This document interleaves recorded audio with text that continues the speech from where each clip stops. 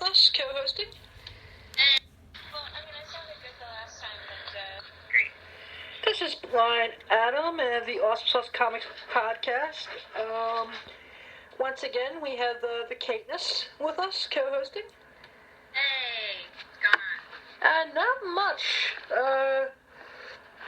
Just been good and having a peaceful day for once. That's nice. Did you have a long weekend? Yes, I did. I had an exciting weekend. Tell me about how exciting it was. Well, Heroes and Villains Fest was amazing. I wish I had gone. If this, next year, I'll definitely have to kidnap you for it. Yeah, it's not kidnapping if I willingly submit. That's true. Heroes and Villains Fan Fest, here it comes. Yeah, it was like it's the best convention in the country. Very well organized, very personable. Their disability services department. Hey, Miss Anderson, hope you're doing well. It was nice. I had my own private chaperone the entire convention, which was sweet. That's really great. Stephen Amell was the nicest guy I ever met. I don't know if you listened to the episode I sent you yet. I am just home today, so no, I've not listened yet, but I have a long car ride coming up in the next couple of days here, so I have some podcasting to catch up on. Cool. So yours is definitely in the mix there. That's all I hear from anybody that meets Stephen Amell is, oh my god, he's the nicest guy ever, which it's got to be true. I've heard it enough times. And of course I met my girl. I got my hug. Yep. Heroes and Villains Fan Fest. If I can pull off getting there and all that, we'll be getting a special present from the Awesome Sauce Comics podcast, which will top the medal I gave her. Woo-woo. Katie Cassidy was really sweet. Very cool. Katie Lotz was really sweet. That's what I hear about her too.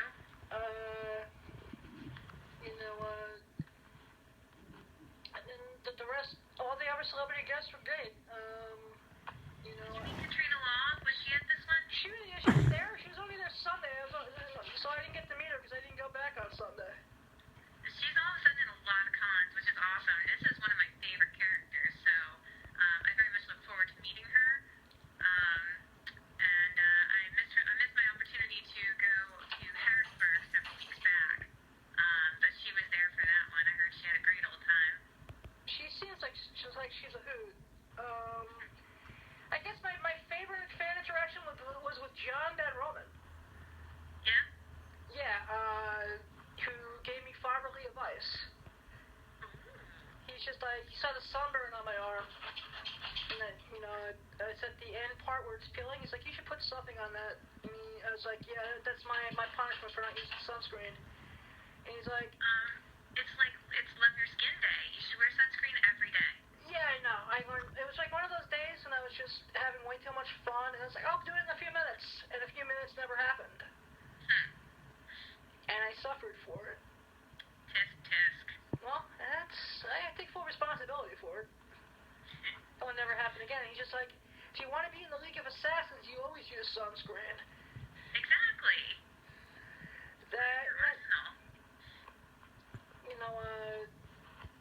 And then I think I shocked him at first because he was talking to, I guess, his sister, I guess the group of people. I don't say, let's make reservations to eat at the restaurant. I don't want to eat at the hotel. And I'm like, I go up, and I'm like, yeah, because hotel food stinks. He's like, what? I'm like, yeah, hotel food stinks. I'm sorry for eavesdropping, John. He's like, yeah, no problem. It was, it's just a great interaction. It seems that anytime I do meet celebrities at the cons and stuff, whether I'm going up to their table or what, I almost always end up talking about food. It's food and dogs, like every time. I know that's my life. It's totally my life. It's food and dogs, which is great. Yeah, actually, I don't know know if you're familiar with WWE at all. Vaguely. I know old school wrestling. Well, I met Cody Rhodes, who's the son of Dusty Rhodes. Uh-huh. And him and his wife are big dog lovers. You should put them in touch. You know what, I thought of it afterwards. I was kind of, just... Well, here's the official outreach. You can go, you can contact the lovely ladies at pinupsforpittbulls.org and see if maybe you guys could help us out, or maybe we could make an event or something. How about that? That works. I'll remember that for next time. And I was a little, to be honest, after my interaction with Steven, I was kind of, Starstruck? I was a little awestruck, and I felt like a bucket list was accomplished. Mm-hmm. I know you've been trying for a while. Year and a half. Hard work pays off. Yep. But again, I never thought I'd get Willow 2 years in a row, so that's... Yeah, but I came home on cloud 9. I think you're still on cloud 9. How's the view up there? It stinks. Oh, come on. Yeah. I come home from these things, I'm like, I'm just not used to not seeing my favorite people, like, just waiting for me when I get to work every day, Yeah. From all of our adventures. Exactly. So how was the beer thing? The beer thing was good. That was just a small tasting, but it was definitely cool. I work as a brand ambassador sometimes, and I love my job. So I get to interact with people and pour free beer for people. It's pretty awesome. Well, I shouldn't say that. It's not always free. Sometimes we do cask festivals and beer festivals and stuff. You gotta buy a ticket for that. But the one I was doing yesterday, was just a sampling at one of the retailers that carries Saucony beer, and definitely great people that work there, great people that came along, and it's always neat to introduce people to new flavors or different types of beer that they don't normally have, especially if they're not in the craft beer world. They walk up, they're like, oh, I drink something light or something this, and I'm like, well, here, why don't you try this, and give it a second, let it mature, taste 4 different flavors in one. It's fantastic. And they gave us food pairing, so I had a little bit of nosh during my job, which was fantastic. I like to munch. So good times. That's cool. How was the rest of your weekend? I know that was your Monday. It was good. Very busy. Yeah. I helped my best friend, my oldest friend. She is my sister in every way. I helped her and her family move into her childhood home, which is partially my childhood home, so lots of good memories. Got to hang with my extended family, essentially. That's awesome. It really is. So, we moved, and it wasn't far, but we were moving her from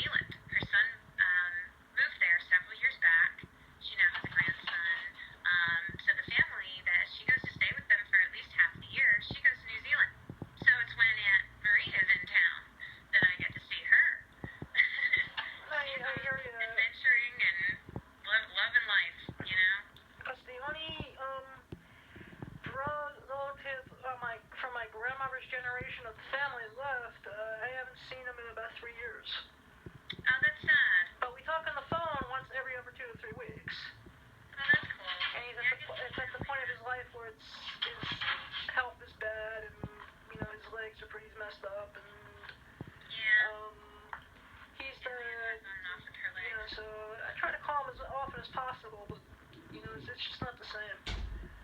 It's not, but we're very blessed in this day and age that, you know, I get to email my aunt if nothing else. So we stay in contact. And now there's Facebook, and now there's FaceTime and Skyping and all that. I have one cousin who's a quadriplegic, and he lives in Idaho. So some of my family gets to go out and visit him. I really don't get to see him. I've not seen him in many years. And unfortunately, with his handicap, he is unable to fly, so we can't even fly him to see us. You can't fly with a battery for your wheelchair. Really? Really. That sounds stupid. It very much limits what he can do and where he can go. Yeah, but why, out of curiosity, why can't you fly with a battery in a wheelchair, though? It's the battery itself. So I forget if it's a lithium or what type of battery it is, but that's what the limitation is. It's on the no-fly list. Oh, really? Really. So we've been unable to transport him. But at least, you know, my mom gets to go out and visit him, help him fix up the house, whatever. But, you know, amazing guy. And he's been fighting it since he had an accident, a decade, 15 years ago probably, which injured him. And so he's been a quadriplegic since then, but he's regained some of his motion, just he's very limited. But I send him articles all the time to read. I send him ebooks and things. And I said, you know, you might be stuck from flying, but there's things like the Google Art Project, where they have high-resolution scans of works of art in different museums across the world. Google Street View has gone out there, and you can actually tour things like the Doge's Palace in Venice. Oh, that's cool. Different museums and stuff. So you can actually, you know, at least you can see the world from whatever window you may have. And now we have an easier way of staying in touch with people. So Yeah, that's true, yeah. we don't have to worry about our long distance anymore. I can call him anytime. And he loves when I do. That's awesome. You know, let's see, like I said, I just want you to wish me luck, because last week I started the process of getting my own place. Well, do I not wish you luck? Good luck. Yep. You're gonna rock it. You got this. Thanks. You know, so now I'm just playing the waiting game. That's all you can do, man. Yeah. One step at a time. Exactly. So I know we were trying to pick a topic or two when we were, you know, messaging each other back and forth. Yeah, let's talk about preparation. I'm like, what's trending on Twitter right now? Bad. I did see CW news. Did you see the news about the CW? No, I did not see that one yet. So, they contracted with Netflix for an exclusive streaming contract. So after the seasons end, I think they said it was going to be 8 days after the season finale, the seasons will be available for streaming on Netflix. Nice. That's pretty nice. See, that's half of my viewing right there is CW. I read recently about Tom Felton joining the Flash series. Yay! I'm excited for that. I like Tom Felton. Yeah, I know. Cause I knew there was something. I forgot to ask Danielle Panabaker when I saw her on Saturday. We were speaking about villainous actors several weeks back on our podcast, right? Yeah. I say that you know, a lot of people say they have to say thank you to fans when they can distinguish between their evil characters and the wonderful people that they actually are. I always felt bad for Tom Felton in that aspect as he became famous for Draco Malfoy, and you know, he was such a despised character and he was so good at playing it, but he's such a wonderful guy. So welcome to the Flash. Here's the good things. Yep. I still have no clue who he's going to be playing yet, but it should be, you know, they're heading towards a character named Dr. Alchemy, but I don't know. Yeah. I guess we'll have to wait and see. Yep. Kudos to him. Yeah, I can't wait. And I guess the only thing I really saw in the last week was I want to start a Facebook campaign for, comicbook.com to get rid of Jody Beth. Oh? That's just a reporter on comicbook.com who's really been hating on, Elicity and the show Arrow and, blah, blah, blah. Hey, I don't hate on anybody, and I'm one that really doesn't throw negatives around, so Same instead here. of trying to accomplish a negative, I'd rather accomplish a positive. Yeah, I know. I just see, when I see... Hey, let's get rid of somebody, I'd say, hey, would you write about this? Something more positive. Yeah, that's true. Thank you for changing my perspective. I get irritated when... Oh, don't we all say?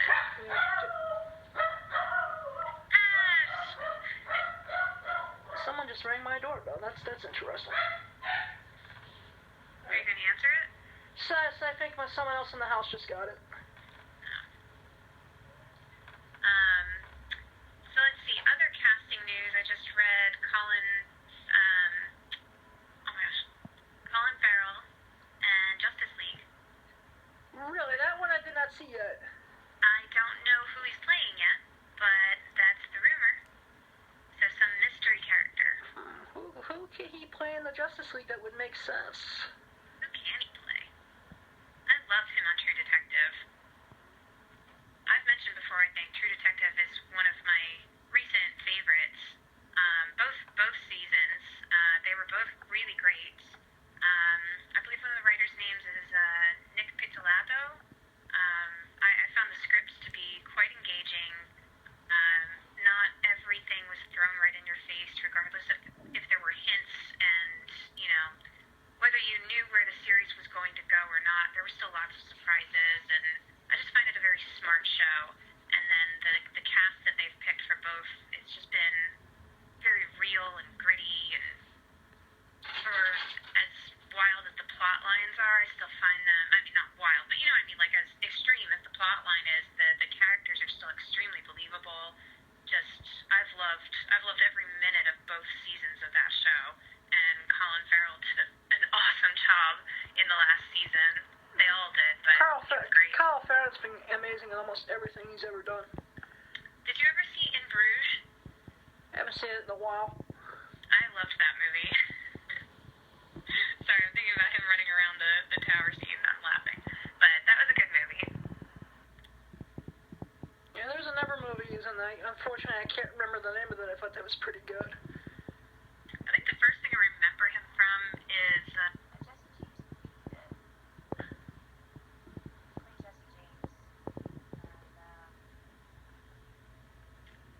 Khan.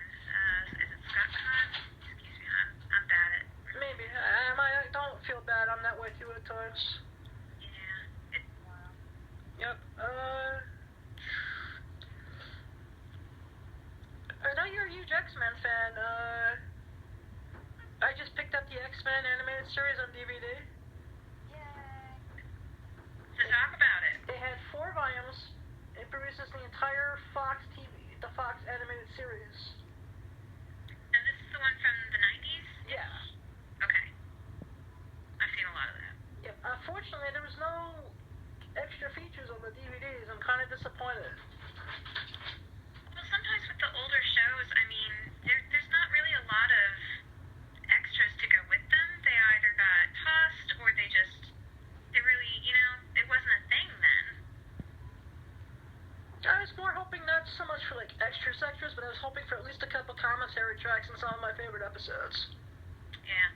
Well, who would you want commentary from? Most of the voice cast. Okay. Which something, hey, can easily be done with like a podcast and stuff like that, but... I was just going to suggest that. I'm like, what would you think about reaching out to any of the actors that, would be willing? Yeah. That would be cool. Like I said, no, that's just a matter of going IMDb, Pro and, and syncing up an episode to my DVD player while I'm interviewing them. X-Men is one of the few comics that I read growing up. For me, it was just kind of what was handy or what was laying around that other people bought. And I remember going to the arcade, and they had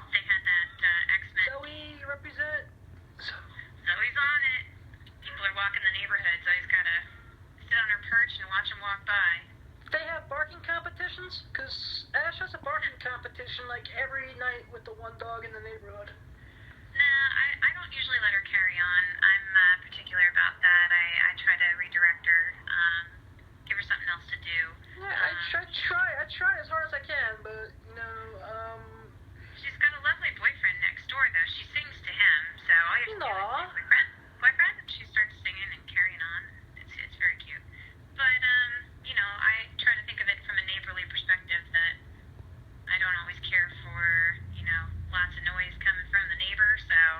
Yeah, I think I'm a little bit more rural than you are, where it's only like 2 houses on the entire street, yeah.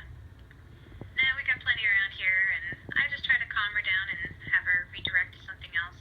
Sometimes she's upset, and sometimes she's just excited, so I just calm her down. Yep, no, I hear that. Yeah, well, what I said it to a couple episodes actually just happened. That's kind of weird. I said that Ashton and Zoe would meet each other on the podcast. There you go. Gosh, you see, that's weird, because when I want her to bark in the podcast, she won't do it. But when I want her to be quiet, she's all over the podcast. They know your buttons. Yep. I think she's trying to. I think that's because she knows I'm trying to get her to do it. I don't know. I've taught Zoe for treats at least. I can get her to sing kind of on command. She doesn't always get it. I was working on that over the winter in particular. Do you have a favorite X-Men comic? Comic? No. I'm sadly not well versed in comics. I can't even compete with you. It's hard to have a conversation with you because you can pull them all up like just out of a file in your brain. Like I said, I really just kind of picked them up here and there as to what was laying about. I loved my main thing from X-Men growing up was definitely that arcade game. That was the one in the arcades, right? In the arcade, yeah. I played Storm every time. I loved it. Let's see, my site was still good enough when those things first came out. I always played Wolverine. I always wonder if I could be retired already because of how much money I spent in the arcade. Well, actually, no. For me, that would have been Teenage Mutant Ninja Turtles. Oh, we played a ton of that, but at least I had that on Nintendo too, or my cousin did anyway. I didn't have a Nintendo growing up. We weren't allowed to have video games. Really? Really. I had computer games. I got around it with that. So I did all the LucasArts games because they were obtainable for the PC. But I guess I'm dating myself by saying... No, actually, we're both in the same boat, so... Cause... You're 29 too? Yeah, we're all 29 on the Awesome Sauce Comics podcast. Yeah, no, growing up, I got to play the arcade games and definitely play Turtles. But we weren't allowed to have a Nintendo. All my cousins had them growing up. And so, of course, my grandfather said, oh, they can't have a Nintendo, so he bought one so we could at least play at his house. No, actually, in my house, we had 2 Nintendos. We had 2 Nintendo 8-bits. Then we graduated to Sega, and then was Sega Dreamcast. And my brother Christopher is a video game aficionado, so he had every system. I have quite a few now, so I have almost, well, I can't say almost all of them. I don't have a Sega. I don't have an N64 currently. But, Facebook over the years, notification. as an adult, I was able to Facebook. go back and purchase Dale old Russell stuff. also commented on Stephen It's fun for me Skeets' if post. you have the time. I've not had a lot of time in the last few years to play current video games, and rather than invest in a video game that I have Stop no time to recording play, video. if you have the Button. rare vacation or maybe New Year's Eve or something, I love to crack open a good beer and sit there and play 8-bit. It's fantastic. It's just fun. I know, over the holidays, if we have time and I can make it up to PA, I'll buy the beer. You just supply the 8-bit and Duck Hunt. You got it. You know what? I have to find a new gun for Duck Hunt. Yeah, that was my favorite game growing up. That was a great game. I'm a dead shot, I have to warn you. That's true. That was like that and Sonic Pinball Sega Genesis? Yeah, I've played that before. That was always at a friend's house, so that was intermittent, was any of the Sonic games. They were very good, though. I always liked them.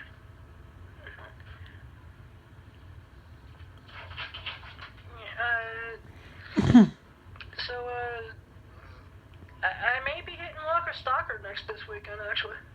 I'm so jealous.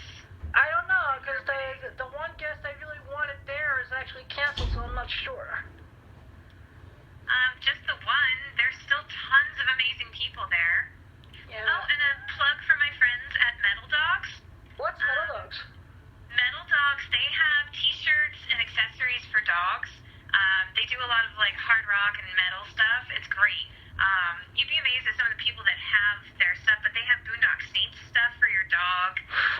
It's Anthony and Deanne. They have a fabulous company. You've got to look them up. I'll hook you up with Deanne or somebody on Facebook to try and get you to connect so you know where to find them this weekend. That would be great, because I want to, like I said, that actually sounds like a cool sponsor, even.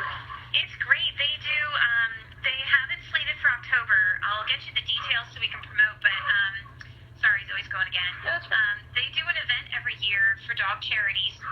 They call it Dog Walk of the Dead. They have a zombie dog walk. Last year it was at Waterloo Village. This year it's at a fairground somewhere, and I can't remember where. Forgive me. That's awesome. But I'll find that. It's so awesome. You have to come. It's going to be in October. I'll get everybody the details, but it's a fun event. There's vendors and places to shop around, but you get to see all the Halloween stuff. All the dogs wear Halloween costumes, and they do a parade. They have, people are dressed up, their dogs are dressed up. They have costume contests. WDHA came out last year, did a radio contest. They had a wolf sanctuary, brought a wolf for us. It was a big event. That's awesome. Really cool. All right. It was great.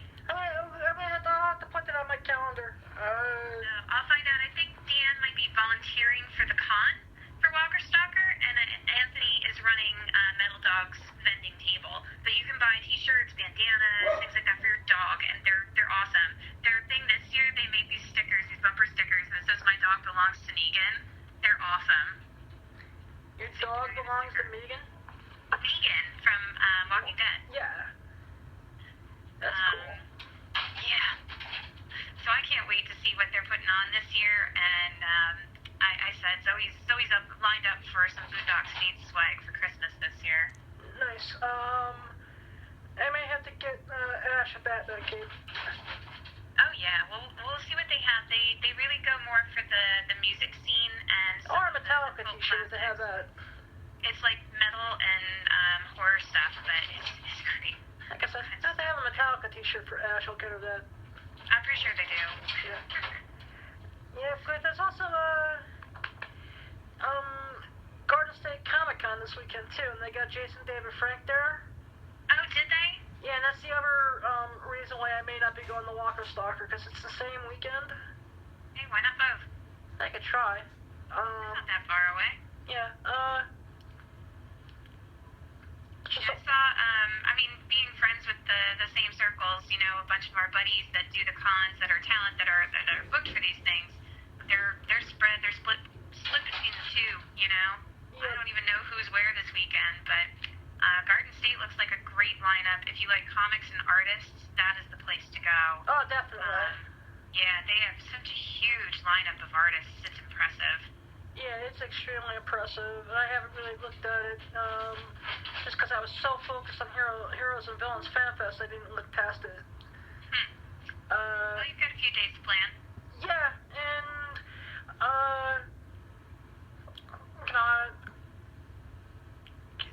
like I said, just need to talk to Tom and see what he wants to do this weekend as well. Yep. Because we're not officially on the docket with the cars on every one of them, so I can totally understand if he just wants a weekend off, because we've been going since February. It's the season of the con. Yep. And then August is going to be insane. Yeah. I said, I think today was my first day home, and I did chores all day. I cleaned all day. I was booking and cleaning and doing food prep and all that. Boring, but it's my first day home in like 3 weeks. No, I hear you. I was that same way. I did my laundry.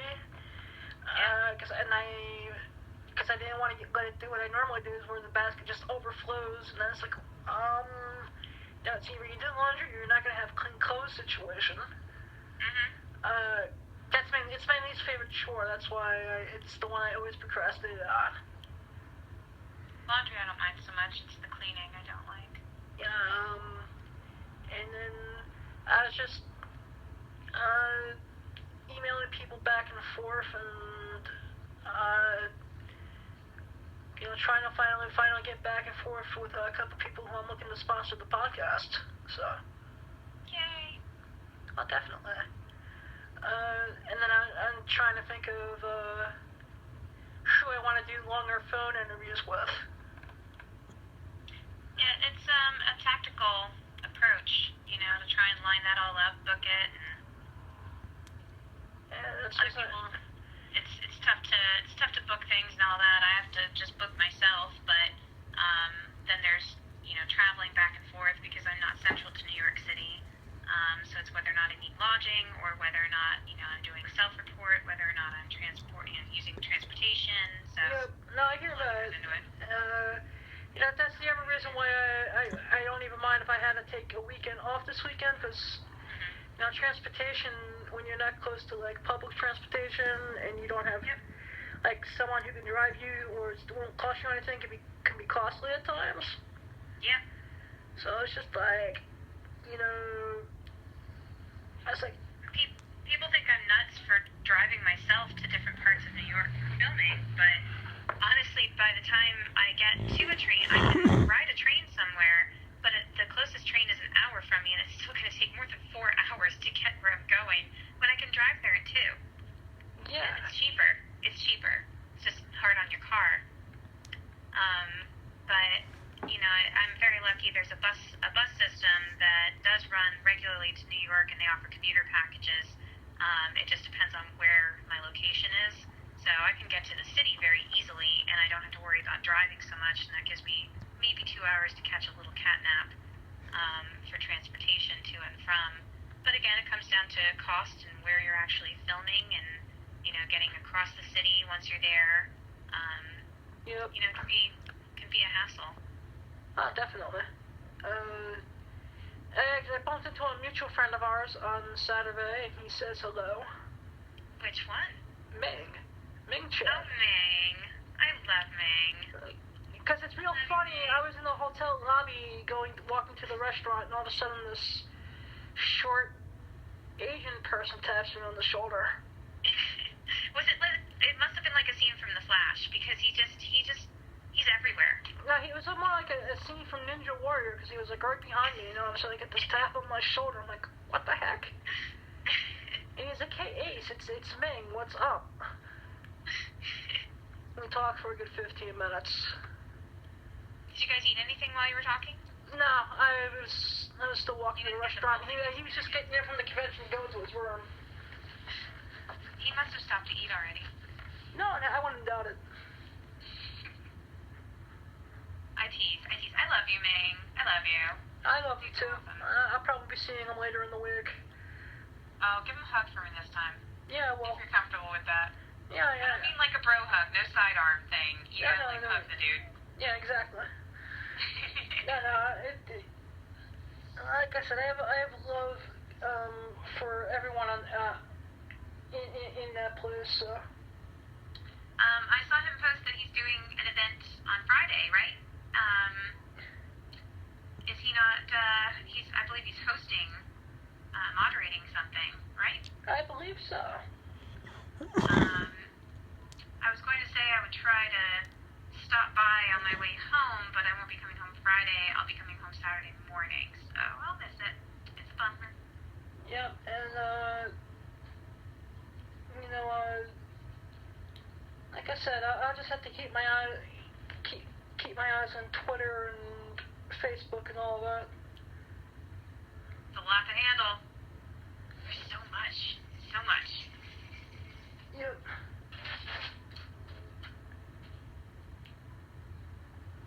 Oh, I haven't caught his podcast in a couple of weeks. Is that the I sell comics show? The what? The Mike and Ming show? Yeah, I haven't caught that in a while either. Mike and Bang, Bang and Mike. Yep. I want to sing like a Bosom's Buddy song or something, but... Alright, when I'm in the shop on Saturday, that's gonna be in my head now.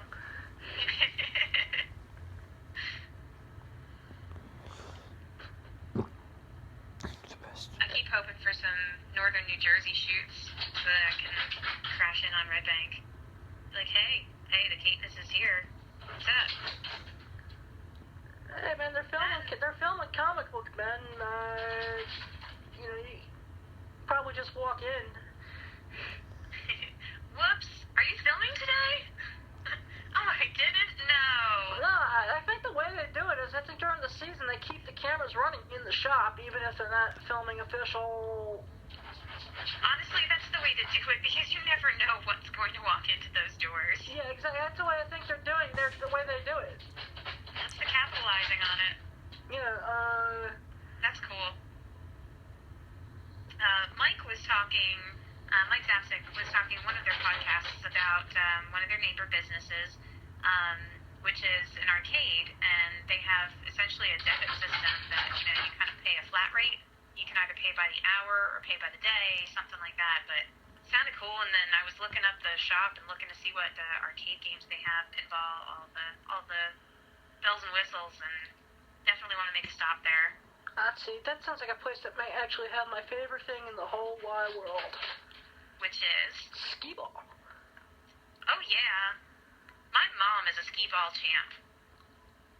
It's like my favorite game to play. I can spend $100 on a clip playing skee-ball. It's funny. I always loved that aspect of Dogma. I loved that movie. Kevin Smith's movie. Yep. And I was thinking of it just today, so it's really funny that you mentioned skee-ball. But I really feel like, I don't know if Kevin Smith is a dog person or not, but the whole Alanis Morissette God character, to me, that's just, a great allegory for living with dogs. Yeah, he actually has 3 dogs, Kevin. Okay. So, to me, that's kind of a similar representation, that you have something so pure and so happy and joyous. It's just pure love.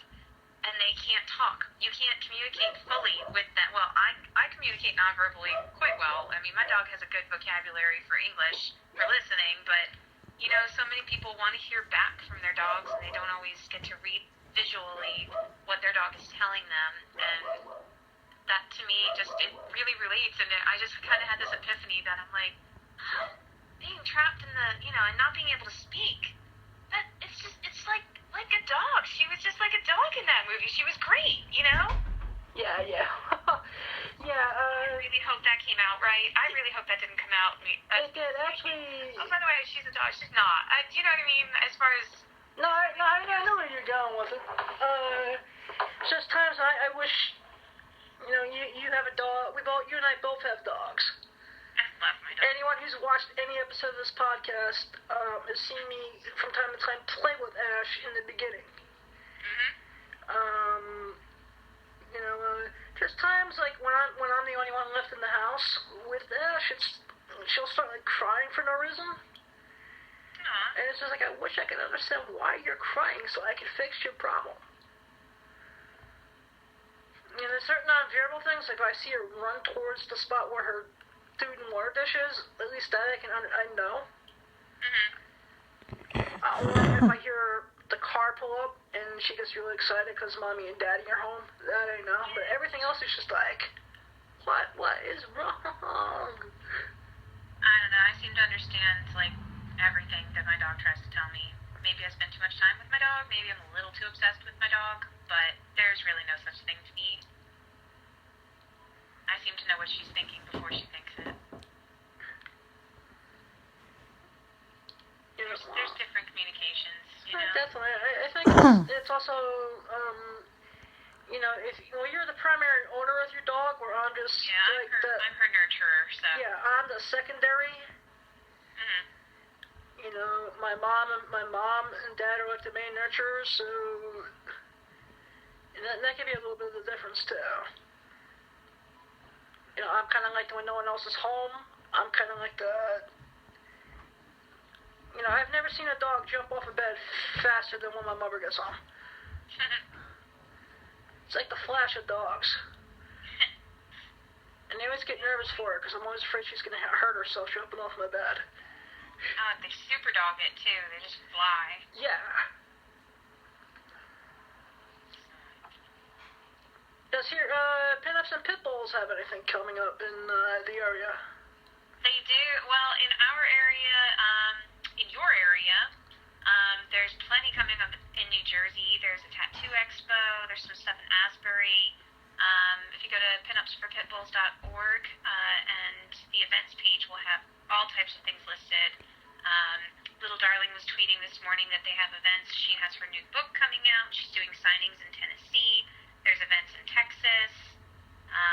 But in the regional, thus far, I know there's events coming up in Philadelphia as well. I think August 7th, there's going to be an event at Billy Murphy's Saloon. Then we're also doing something called Hardcore Fest. It is a hard rock hardcore fest. So the team is trying to line up to do that event as well. But if you go to the events page, they'll tweet out and they'll shout out everything that's lined up currently. Okay, like I said, I know the last thing I saw on Twitter was something in Carson City, Nevada. Yeah, they're nationwide, so there's always something going on. Yeah, I thought to have Little Darling back on the show sometime in the near future. You should. Yeah, but, definitely, listen, like I said, because my goal is to, put up part 2 of everything from Saturday. Did you, I know Little Darling is a fan, did you watch Preacher yet? Up to episode 3. Okay. Are you liking it? So far, so good. I love it, and I found it better and better with every episode. I have to watch this week's currently.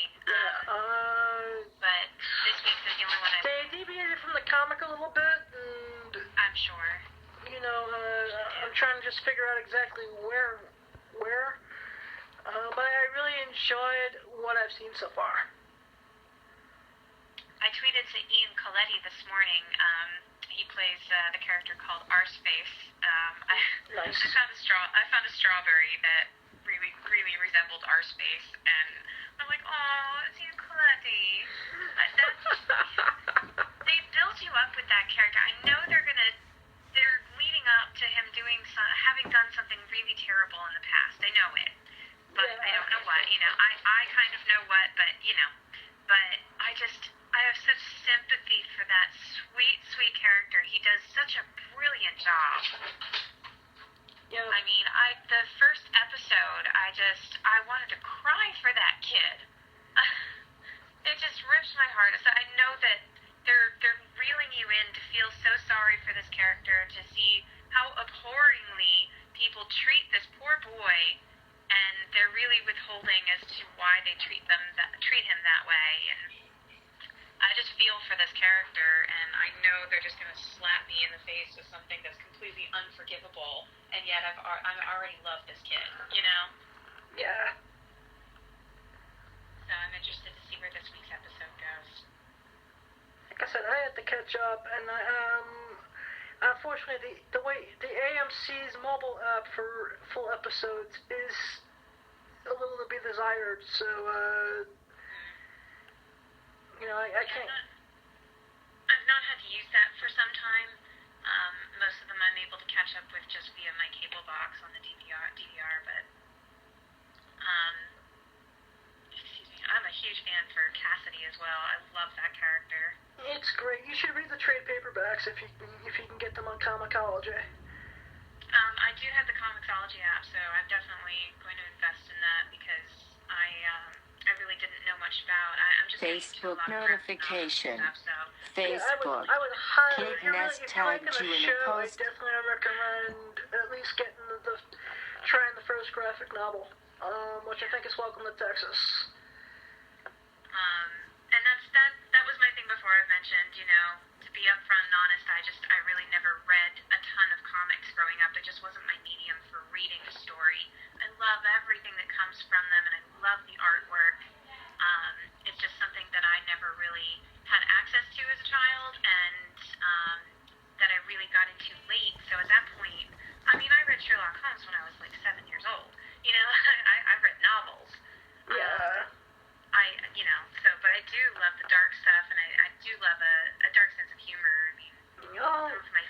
books were Thomas Harris. I loved the Hannibal series. Nice. So the graphic novels, all the stories really appeal to me. Yeah.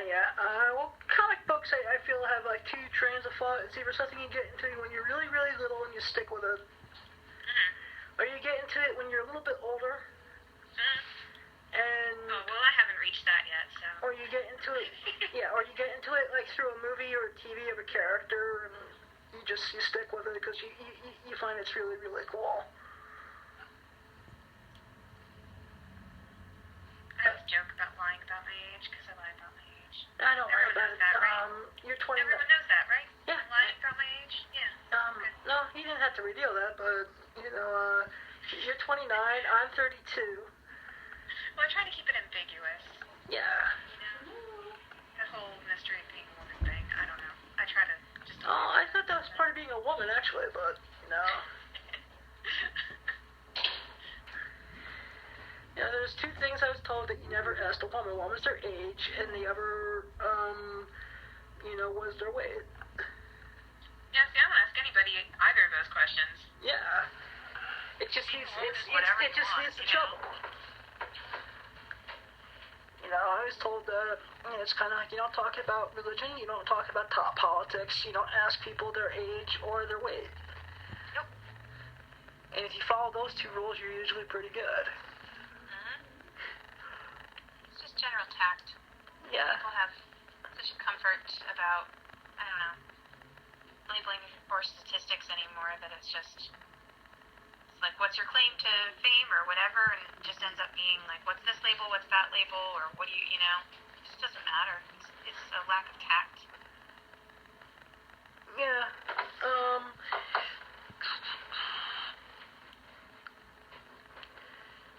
So, So is that it? Is the whole thing?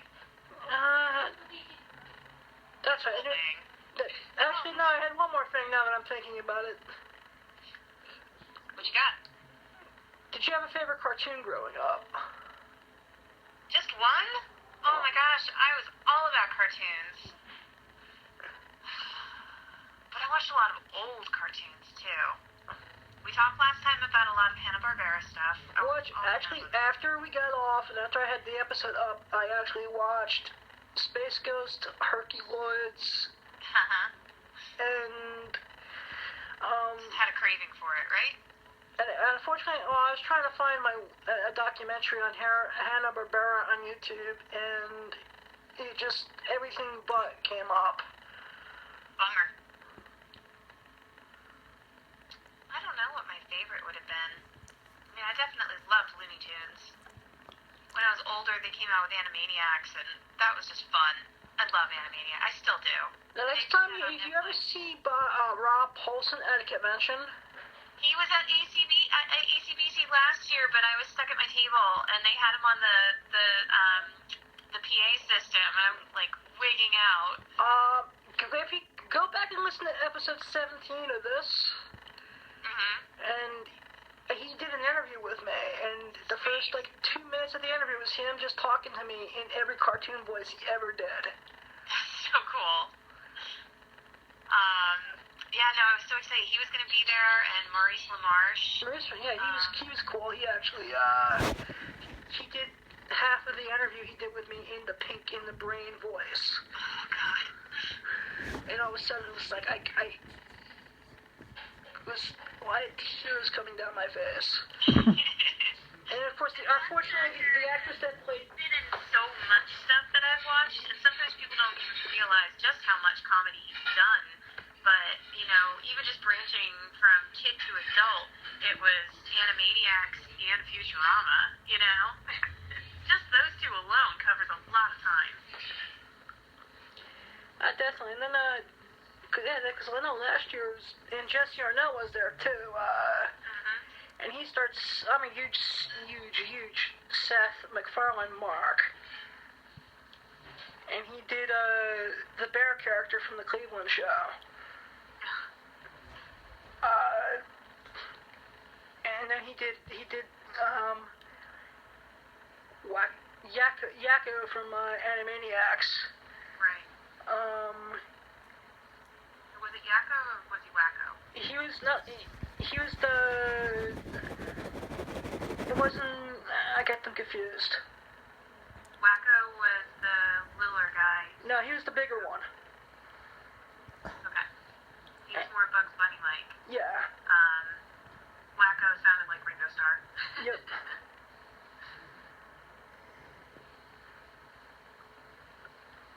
But if you ever have a chance to talk to him at a convention, he was like the coolest cat I've ever met. Rob Paulson. I definitely would. Like I said, I was working. That's the only problem with working the con is that sometimes you can't get away from your table to meet people you want to meet that are there. I was beyond thrilled. I was tweeting from our table because I couldn't break away. But the really nice guy that loves animals more than anything that he is, I had tweeted to Sean Gunn, and he, on his break time or whatever, made a run over to our table. He's like, "All right, what's your thing?" You know, and I'm like, "Sean Gunn!" You know, and he chatted for a few minutes. He was great. He donates quite a lot to an animal rescue called Kid Crusaders. He fosters for them. He's a total cat guy, and he does a lot of good for animal advocacy. He was totally cool, and I couldn't believe that I tweeted him and he showed up at our table. It was great. That's cool. That was the only thing that bummed me out a little bit this year about ACBC. They didn't have the guest on the PA like they did the first year. Yeah. Because that was actually more, I had more fun with that than I did anything else. I'm sure you did. It's you know. Oh, just like you, I was also working at table, and Yeah. occasionally I was able to get coverage, go do stuff. Mhm. You know, Like meeting the cateness. yep.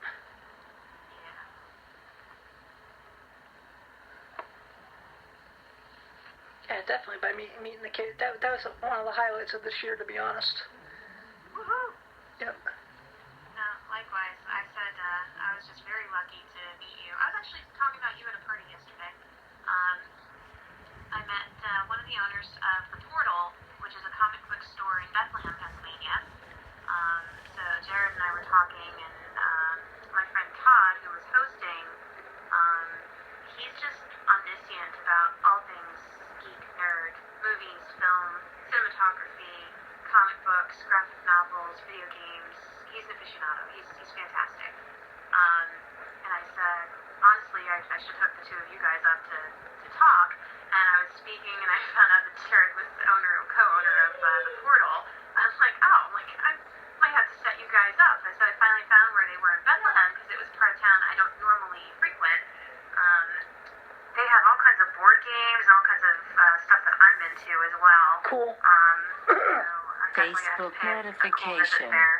Facebook. Josh You're in the board. That's I saw them at Wizard World Philly a few weeks back. Cateness. And it was just funny that I talked to him at a party yesterday. And so I was talking about you. I'm like, yeah, I did this podcast. I'm like, this guy named Adam. I'm like, you got to meet Adam, you know? Thank you. Well, thanks for having me again. This is my pleasure. This is going to become a regular thing. Yeah. Yep. So you're in the board game, so can you explain to me why we have to have like 40 different versions of Monopoly? Marketing? Good answer. It's the niche market, so they get to scratch the itch for every niche. You know, I mean, it's everybody's thing. I mean, they made Scooby-Doo Monopoly, and I wanted it, even though I'm really not that into Monopoly. Now, Clue, on the other hand, I was like, Scooby-Doo, Clue? I was all about it. Wait, there's Scooby-Doo Clue? There was, yeah. I'm going to have to find that now. I mean, they did all the football ones, all the baseball ones, right? Didn't they do baseball, too? I think they did. I know that the last Monopoly set I bought was the Jay and Silent Bob Monopoly. I just know that opening a Monopoly board game can be fun with adults, but when you play with kids, it's just a fight waiting to happen. Actually, I now have a new rule. You have to be 20 to play Monopoly. Yeah. Even though I am lobbying for the edition with the Braille money inside. Yeah. That would be good. Do you mark yours? I try to, or I play with a partner. Which mostly they just do most of the playing, and I just sit around. Yeah. Which is how I do a lot of board games. That's how a lot of people do a lot of board games, sitting around. Yeah, that's true. Not that perspective, Adam. I know. I think my perspective is improving on a lot of stuff, so. Point of life. Yep. Every day make it better. No, exactly. And, you have anything coming up you want to plug, or, you all good? Plugged, Metal Dogs and Foxy Beer and, Nice. Pittbulls and, I have filming that I can't plug. Oh, I know that. It's exciting. I'm totally excited for it. Very excited for it. I know.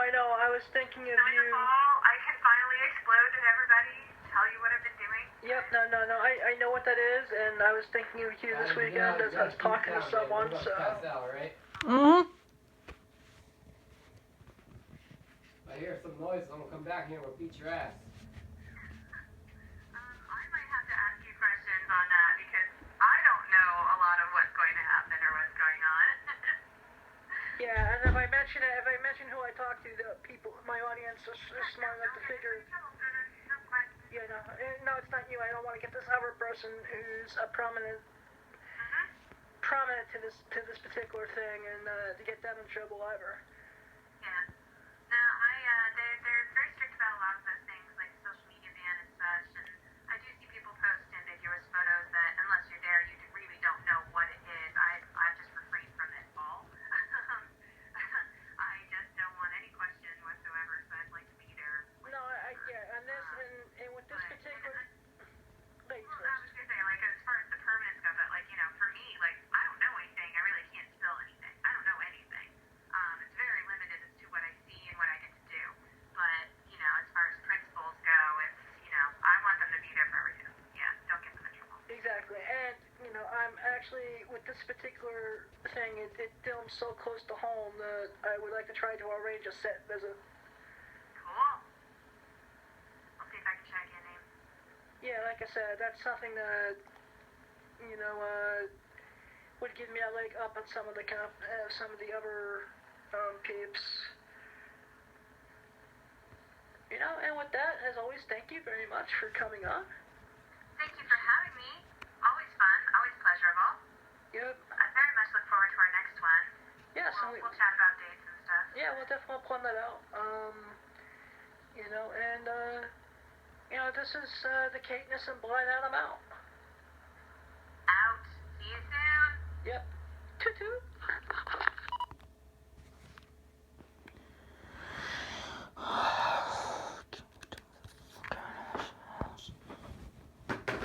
Viewfinder. Image. Take pic. Stop recording video. Button.